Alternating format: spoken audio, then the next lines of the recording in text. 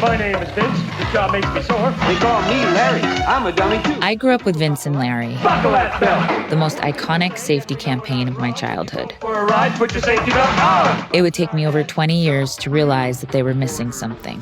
You could learn a lot from a dummy. It was Thanksgiving 2024. One moment we were driving to dinner, the next... You're okay? That's me being loaded into an ambulance. My boyfriend's mom was in the hospital for over a month. Me, a broken sternum, a broken clavicle, and 4 broken ribs. The women in the car had more injuries than the men. I never gave it a second thought. But then I talked to my friend David. Yeah, you told me what happened, and I think I said that makes sense because women get more hurt in car crashes. And I think I'd gleaned that from some kind of podcast. And I remember you saying, wait, what? And then nearly falling out of your chair. I looked it up and he was right. Women are 73% more likely to be severely injured. But it got worse. Turns out, the first person ever killed in a crash was a woman. And now they are 17% more likely to die compared to men. How could this be possible? The search sent me down the rabbit hole, and what I found was deeply disturbing. It's a story of how car companies and the government have been ignoring women's safety for a century, and the consequences have been deadly. I started by researching when cars first became popular in the early 1900s. They were designed by men for men. Expressways, turnpikes, parkways. By the 50s, the dangers of driving became well known. More people are killed on the highways than all the U.S. servicemen killed in Vietnam. Take it easy driving. Life you might save might be mine. Still, there was little safety testing. Researchers did do some, but they often looked like this. 421 miles per hour. Yes, that's a real person.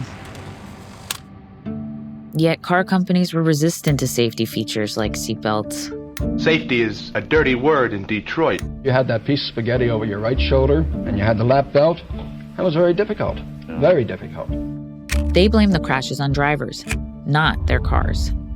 But in the 60s, Ralph Nader's best-selling book exposed car companies' negligence.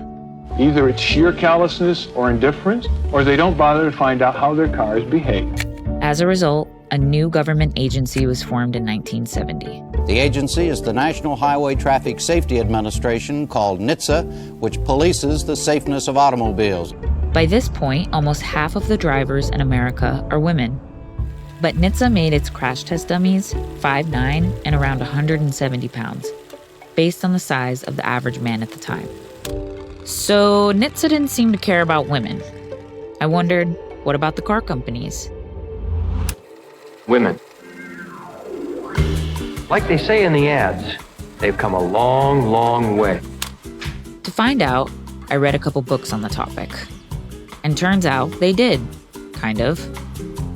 Even though women had been asking car companies for safety features for decades, instead, in the 50s, they got the pink Dodge LaFemme with a matching purse and makeup set.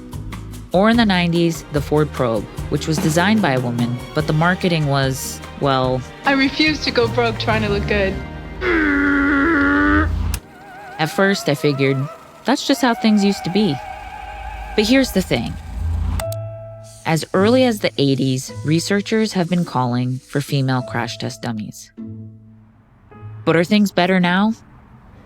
I found out that NHTSA didn't start officially using a female dummy until the early 2000s, more than a decade after we first met.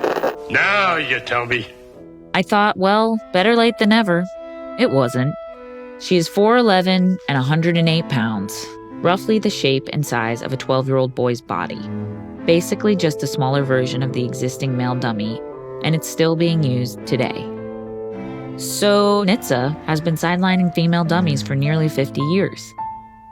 I had to ask, does the shape or the anatomy of the dummy actually matter?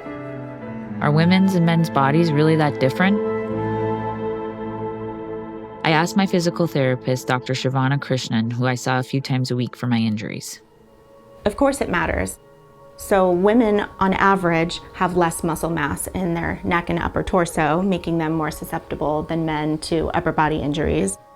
They're also more susceptible to lower body injuries because of the differences between the male and female pelvis. So basically, we're talking about their legs.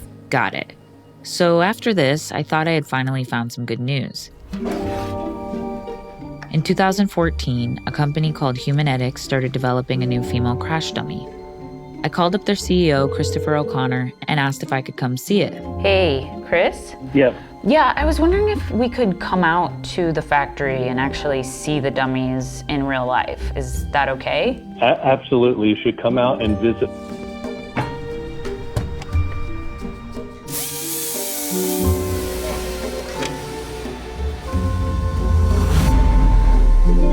No, that's not it. That's Sierra Susie, a dummy from the 70s that was never used in government crash tests and for some reason is wearing a wig and makeup. But anyway, this dummy's design is based on the actual female body. She's named Thor 5F, but I call her the loneliest crash test dummy because she's still waiting to be used in NHTSA's official crash tests. The government says introducing new dummies requires significant resources, and it's true. Designing anatomically accurate dummies is complicated. Yet, as NHTSA delays the implementation of the Thor 5F, it's closer to introducing a more advanced male dummy. I can't help but wonder, if a female dummy had been used all along, would I have been as injured as I was? Would my boyfriend's mom's leg have been broken? And how many of the 10,000 women who die every year from crashes might still be alive? So what can be done about this? A bipartisan group of senators introduced the She Drives Act. That would require NHTSA to update its testing devices for female and male crash test dummies. It honestly looks like it might pass. So I was like, cool, I can move on with my life. Get back to the more important things. But no, because just like the 50s, the car companies are not having it. Through a lobbying group, many car companies are trying to dilute the She Drives Act. They want to prevent the Thor 5F from being a requirement. Then, at the end of 2025, something surprising happened. We're releasing design specifications for this, the first ever advanced female crash test dummy. The head of NHTSA, Jonathan Morrison, gave his support for the Thor 5F. What is this that we're looking at today? And if you read the headlines, it seemed like the problem had been solved. But I gave it a closer look. There's no deadline, no tangible action, just good press. If my descent into the rabbit hole has taught me anything, it's going to take a lot more than that to change the course of women's car safety.